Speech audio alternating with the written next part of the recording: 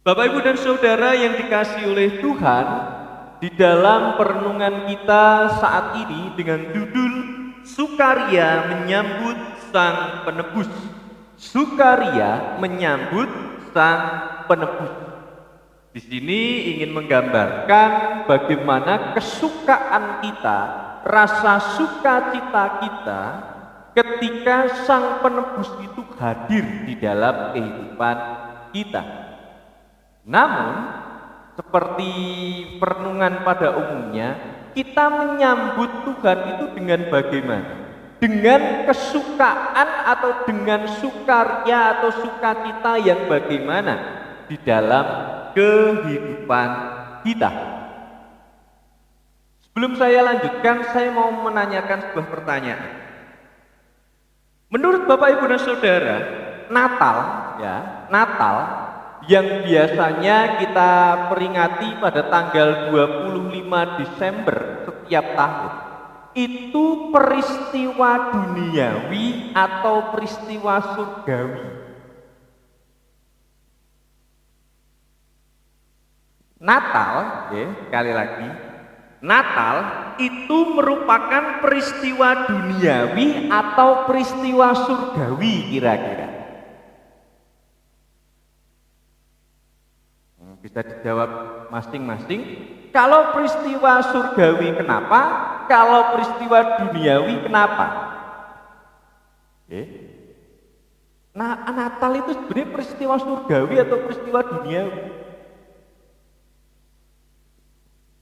Bapak, Ibu, dan Saudara yang dikasihi oleh Tuhan, jika boleh saya sampaikan, ternyata Natal, di mana kita memperingati lahirnya Yesus ke dunia ini, ternyata bukanlah sebuah peristiwa surgawi, bukanlah peristiwa yang jauh dari manusia, tapi peristiwa hadirnya atau lahirnya seorang bayi bernama Yesus itu adalah peristiwa yang amat sangat duniawi.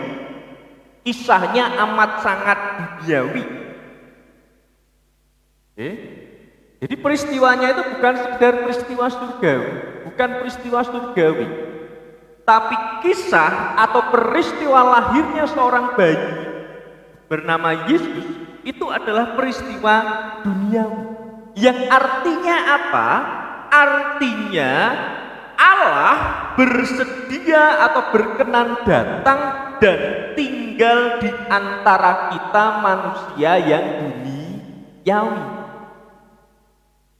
Dia bersedia meninggalkan kemuliaannya di surga, datang ke dunia dalam wujud seorang bayi, dan untuk hidup bersama-sama dengan manusia. Jadi lahirnya Tuhan Yesus Kristus ke dunia ini adalah peristiwa duniawi, dan Ia tinggal bersama-sama dengan manusia. Walaupun kalau kita lihat dari usianya, Yesus sendiri kalau dari lahir sampai Dia kemudian disalib dan naik ke surga kurang lebih 30-an tahun, 30-an tahun. Dan ini berbeda, perlu kita bedakan dengan mungkin kalau kita lihat ada pejabat pemerintah yang ketika dia menjalankan tugasnya belusuan pasar, naik kereta api bareng rakyat biar kelihatan merakyat, tapi itu hanya sebentar, tidak tinggal bersama. Karena sesudah orang besar itu atau pejabat pemerintah itu meninjau pasar, naik kereta api bersama, mungkin dia akan kembali ke mobil dinasnya yang mewah dan sejuk, tidak tinggal bersama dengan orang-orang yang menjadi rakyatnya. Tapi Yesus yang adalah Tuhan Allah sendiri meninggalkan kemuliaannya di surga untuk hadir tinggal bersama dengan manusia. Manusia yang bagaimana? Kita lihat di dalam bacaan kita, kalau kita baca Lukas 2 secara keseluruhan ayat 8 sampai dengan ayatnya yang ke-20, berita yang diberitakan itu yaitu diberikan kepada para gembala. Para gembala adalah orang-orang yang memang miskin, orang-orang yang hanya memiliki modal tenaga. Mereka bukan orang-orang yang berpendidikan. Bahkan kalau dilihat dari secara kehidupan agama, sudah sangat tidak mungkin para gembala itu memiliki kehidupan untuk menegakkan Taurat di dalam kehidupannya. Misal contoh yang dapat diberikan tentang kemurnian atau tentang kebersihan. Kan Taurat itu kan salah satunya mengatur tentang kebersihan atau kemurnian. Hampir sangat tidak mungkin para gembala itu mematuhi Taurat-Taurat. Malah mereka ada yang hidupnya itu kriminal. Ada yang merampok, ada yang berbohong, ada yang merugikan orang lain. Para gembala. Tapi di sini para gembala ternyata didatangi oleh malaikat dari Tuhan memberikan berita bahwa di sana ya, di bawah bintang yang sangat terang itu telah lahir seorang bayi yang adalah seorang juru selamat. Yang adalah seorang juru selamat. Nah, kita akan belajar dua sikap di dalam kita menyambut hadirnya Tuhan Yesus Kristus. Tidak hanya bersukaria mewah-mewahan, tidak hanya bersuka cita kita itu berfoya-foya, tapi menyambut hadirnya Sang Penebus itu adalah dengan kesadaran penuh bahwa hidupnya harus benar-benar lebih atau semakin sesuai dengan kehendak Tuhan. Sikap yang pertama apa? Percaya. Bapak Ibu percaya kalau sang bayi yang lahir itu, yang bernama Yesus itu mampu menyelamatkan manusia? Kalau zaman sekarang pasti, oh ya percaya. Pasti percaya. Tapi percaya yang bagaimana Bapak Ibu? Kita lihat di dalam bacaan kita dalam ayatnya 15, mari kita pergi ke Betlehem untuk melihat apa yang terjadi di sana seperti yang diberitahukan Tuhan kepada kita. Itu menunjukkan apa? Para gembala ketika mereka mendengar berita bahwa sang anak itu telah lahir, mereka itu oh ya mari kita pergi. Tapi mereka tujuannya bukan untuk ngetes. Maksudnya bukan untuk ngetes, Dajjal, ayo di Betlehem, bener ora tuh berita nih, bukan. Tapi mereka benar-benar sepenuhnya percaya, oh ya, memang di sana di Betlehem, di dalam tempat yang sederhana, sang anak itu lahir. Jadi bukan ngetes. Jadi mereka sungguh-sungguh percaya. Mereka sungguh meyakini bahwa bayi yang lahir pada saat itu, bayi yang diberitakan oleh malaikat itu adalah Sang Penebus itu sendiri. Nah, sikap kita percaya sekarang bagaimana Bapak Ibu? Ada firman yang mengatakan berbahagialah orang yang percaya tanpa melihat. Tidak melihat namun percaya. Kita sering jatuh di dalam iman kita karena apa? Aku butuh bukti dicek. Saya butuh bukti dulu baru saya mau percaya. Itu kita terapkan kepada banyak hal, pada hal-hal duniawi atau bahkan kepada Allah sendiri. Jadi itu artinya apa? Percaya kita ternyata masih bersyarat. Percaya kita ternyata masih memikirkan untung rugi. Padahal ketika kita percaya kepada Tuhan, berkat Tuhan yang melimpah itu sudah menanti. Namun sayangnya kepercayaan kita itu kepercayaan yang bersyarat. Kepercayaan kita itu adalah kepercayaan yang tidak lebih dari orang yang mengharapkan imbalan. Tapi para malaikat tidak demikian. Ketika mereka diberikan berita itu, ayo pergi ke Betlehem. Mereka percaya, yakin. Dan itu bukan untuk mengetes. Dajjal tenan ora to. Ayo nih Betlehem, tenan ora to. Bukan. Nah, ini berbicara tentang kita menyambut Tuhan itu ternyata juga harus dibarengi dengan rasa percaya bahwa Yesus mampu menyelamatkan umat manusia. Bukan sekedar kita ketika kita menyambut Tuhan Yesus Kristus itu dengan mewah-mewahan. dengan makanan yang enak. Gitu.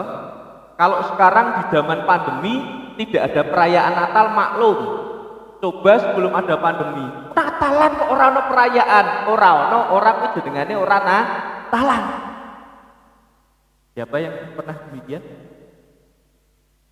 Kalau sekarang zaman pandemi tidak ada perayaan Natal, memang himbau begitu. Coba tahun-tahun sebelumnya, Natalan orang perayaan Natal, kan lucu. Loh, yang penting perayaannya napa panjenengan percaya? Itu sikap yang pertama. Sikap yang kedua adalah kita di dalam menyambut hadirnya Sang Juru Selamat adalah memuji Tuhan. Ayat 20. Maka kembalilah gembala-gembala itu sambil memuji dan memuliakan Allah karena segala sesuatu yang mereka dengar dan mereka lihat semuanya sesuai dengan apa yang telah dikatakan kepada mereka. Coba kita lihat dulu ayat-ayat sebelum ayat 15 ayat 1 sampai dengan ayatnya yang ke-14. Bapak Ibu coba lihat di dalam ayatnya yang ke-13 ya, ayat 13 coba dilihat. Dan tiba-tiba tampaklah bersama-sama dengan malaikat itu sejumlah besar bala tentara surga memuji Allah, katanya. Ayat 14, kemuliaan bagi Allah di tempat maha tinggi dan damai sejahtera di bumi di antara manusia yang berkenan kepadanya. Di dalam ayat 13 ya ayat 14 yang memuji Tuhan siapa? Bala, dikatakan bala tentara surga, ya, bala tentara surga. Tapi di dalam ayat 20 yang memuji Tuhan siapa? Para gembala. Jadi di sini ingin mengatakan bahwa ketika kita menyambut hadirnya Tuhan Yesus Kristus, ternyata Tuhan mengharapkan kidung pujian yang muncul dari dalam diri kita, puji-pujian yang muncul dari mulut kita, puji-pujian yang keluar dari mulut kita untuk memuliakan Allah. Gampang itu Mas. Kalau hanya sekedar memuji Tuhan gampang. Kita lihat konteksnya. Kalau sebelum karena ketika para gembala itu didatangi oleh malaikat, wah suasananya kan sepertinya berbeda ya. Ada cahaya terang, ada malaikat dari surga datang, kemudian mereka bersuka cita. Tapi ketika mereka datang ke Bethlehem dan pulang dari Bethlehem kembali ke padang rumput, padang-padang di mana mereka menggembalakan dombanya, malaikat itu masih di sana enggak? Padang gembala itu masih menjadi terang benderang tidak? Bala kepala tentara surga itu masih memuji Tuhan sehingga ramai itu tidak? Jadi para gembala setelah mereka menemui sang bayi itu, mereka kembali pada kehidupan mereka yang sepi, yang hanya menggembalakan ternak, yang kehidupannya mungkin berat, tapi mereka dimampukan untuk memuji Tuhan. Itu sama dengan kita. Wah, setiap kali Desember gerejane nek sepi ke wagu. Gerejane kalau peteng niku wagu. Coba kita ingat. Apakah kita akan hanya gebiar-gebiar saja ketika Desember dan nanti setelah Desember merepet kemudian ngelukro lagi tidak pernah memuji Allah? Apakah memuji Tuhannya itu hanya ketika Desember saja? Para malaikat, para gembala tidak demikian. Malah mereka memuji Tuhan itu ketika mereka setelah mereka bertemu dengan bayi itu, ketika mereka kembali pada kehidupan mereka. Nah, coba nanti diingat-ingat saja. Ini Desember itu gebitanya luar biasa. Tapi nanti mulai Januari dan seterusnya berijone kan, wah sepine ra karuan.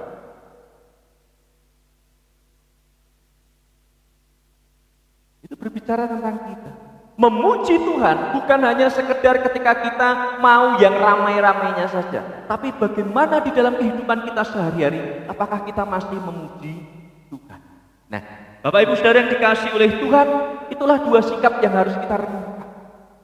Di dalam sukacita kita menyambut hadirnya Tuhan, ternyata kesukaan itu tidak hanya berhenti pada bulan Desember, tapi kesukaan itu harus terus berlanjut di dalam kehidupan kita. Karena apa?